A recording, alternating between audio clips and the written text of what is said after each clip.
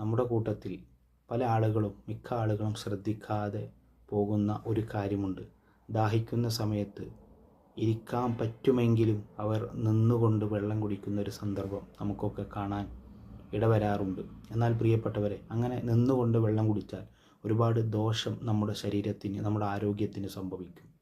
നമ്മുടെ കിഡ്നി അത് നല്ലതുപോലെ അരിക്കപ്പെടാതെ ബ്ലാഡറിലേക്ക് പോവുകയും ബ്ലാഡറിൽ ആ കരടുകൾ പെട്ട് അത് രക്തത്തിൽ കലരുകയും നമ്മുടെ കിഡ്നിക്ക് ആരോഗ്യം ദോഷകരമായി അത് ബാധിക്കുകയും അങ്ങനെ കിഡ്നി തകരാറിലാകുകയും ചെയ്യുന്നതാണ്.